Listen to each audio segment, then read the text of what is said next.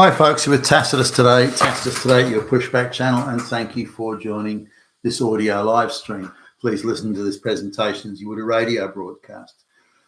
In this essay, I'd like to talk about the workings and functions, if you like, of an efficient economy, and looking at that perspective through building sites. So, something that's open to public view. It's a little bit harder to sort of look into the workings of, say, an office, which is in a more private setting, but in a building site, you can see what's going on. Now, one of the things that sort of amazed me when I first started business traveling as a young man was going to third world countries and looking at building sites or anything where you could get a public sort of open street view of things, was how many workers were on the site and how inefficient it all was. It was beyond inefficient. There was firstly a very minimal amount of machinery there, which would have needed more labour to compensate for. But the idea of bricklayers standing, touching shoulders in a thick row, right across the area where they're laying the bricks, and each person was responsible for sort of laying one brick. So you could have, 100 bricklayers in a 200-foot area, and again, masses of labour. They're all falling over each other. Bricks are being dropped, and there's, as you can imagine, no health and safety protocols, and people are falling off the top floor or jumping off and landing and spraining their ankle, and so it was absolute mayhem. And you look at it with some sort of incredulity, and they're all jabbering away and cursing each other and so on. Then there's a wheelbarrow there, but it's been it's not in very good shape. It's kind of been jerry rigged, so the bearing in the front wheel of the wheelbarrow is grinding or doesn't work at all, and that's sort of bobbing up and down around it. And bricks are falling off the side, and the thing gets overloaded, and then it takes two people to try and move the wheelbarrow, and then they fall over anyway. It's just absolute mayhem, and I'm not surprised sort of things don't get done, or whatever gets done not only gets done inefficiently, but the quality of the build is diabolical.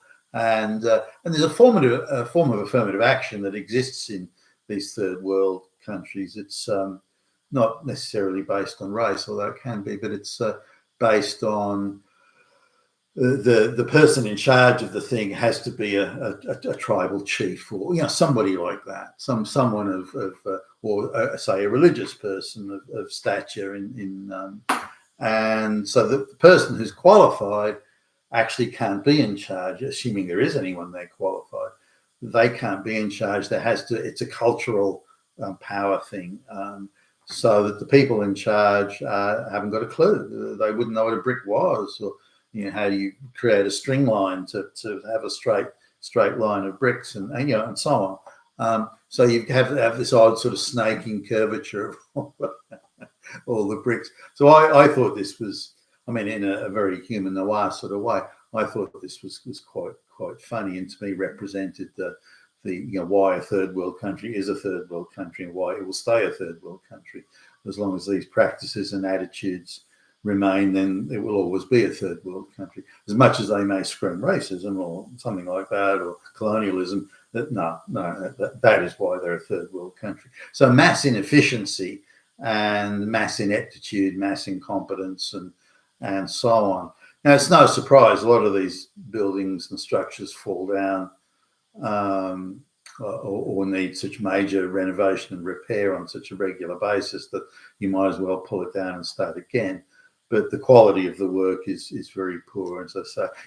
Even mixing, you look at mixing the cements, just watching the cement, they can't coordinate the mixing of cement with the laying of the bricks. So while they're trying to mix the concrete, then they forget that they've done that, and that solidifies. Then they can't use it. They have to start again. All this wastage, and it's quite mind-boggling to see it. And So I've been, observed these work sites in the third world countries, and also, been in hotels where you look out the hotel window. Thankfully, it's like triple glazed, so you don't get woken up. But you triple glazed, and you look out the window, and you can just see the seething mass of people running around. And there's very little control. So a village guy might come along, and the village elder says, "You have to take 10 of my brothers or cousins along," and so there are all sorts of layers of social interaction and etiquette and social protocols and so on that do not lend themselves easily to efficiency and quality of work. Now, but there's a huge difference in a first world country. In Australia, there's a building the same size, if not bigger than that, and there are 3 bricklayers, all who are expert in their field, and there are 3 labourers. There's various automation and conveyor belts and whatever to move the bricks around. There's the scaffolding, and it's done very professionally, and so 6 people. With a bit of automation, 6 people can do a building that I'm thinking back is probably slightly bigger, but roughly the same size to what hundreds, and I mean hundreds, were doing in the third world country. Now, again, there's masses of cheap peasant labour. I get that. So efficiency maybe isn't a primary concern, or quality of work. It's more, getting these peasants off the street perhaps plays a role in it. Nonetheless, let's now fast forward to today. And one of the things that surprises me as I see building, whether it's building houses, homes, or whether it's public buildings, major infrastructure projects, something astonishes me is the amount of people that are involved compared to what it used to be years ago. And given that the automation factor is much higher today than it would have been, 30, 40 years ago when I was first getting around the world. So now, just recently there was a work area not far. In fact, I drive past, daily drive past it, and I was surprised at how many. I don't think there was a single. The foreman in charge was white, but everyone else was either black African or dark brown. So I'd say Southern Indian, or black African, and now I stopped on the corner to make a turn, and the window was down, so I could hear the black people were talking in some African dialect, and the Indians were talking some Indian dialect. Now, one time I went past, and the white foreman was there, pointing, do this, do that, and all that sort of stuff. And then he got in the car and drove off. And no sooner was he gone than the black people went under a nice shady tree and lay down and started texting on their mobile phones. The guy was barely his ass was barely 100 yards down the road before they were doing this, and they didn't seem to have the slightest concern. Yet you wouldn't describe any of the work as conscientious or industrious. Wouldn't be words that would come to mind. But what got me was the amount of people. All they had to do was, as I later worked out, was they had to dig some trenches, but they had a digger for that, and a white guy came along to operate the digging machine, the excavator. So really, all these people had to do was fill in the trench once it was dug. They had laying some pipes or wires or something, and fill in the trench, and then tamp it down. That was it. That's all they had to do. And yet there was, just for one trench, there must have been 10 of them doing this work, working at a surprisingly slow pace. My view is that there would be, that's a maximum 3-person job, yet there were 10 people there. The same goes for a couple of infrastructure projects I've been involved in. The number of workers was in the thousands, What were they doing exactly? Does anybody know? Now, a lot of them were people from third world countries, so I assume they're cheap to employ. But what exactly were they doing there? The look of the place was inefficient to the maximum. So this would it would clearly indicate that the workers being brought in from the third world as migrants, one assumes, being brought in are not being brought in for any productive purpose. They have neither the skills, whether business or work skills or qualifications or credentials or experience. They don't have the language skills. So what are they doing? And yet they're being employed in large numbers. Now, the construction firms claim that margins are tight and this and that and the next thing, and they can't.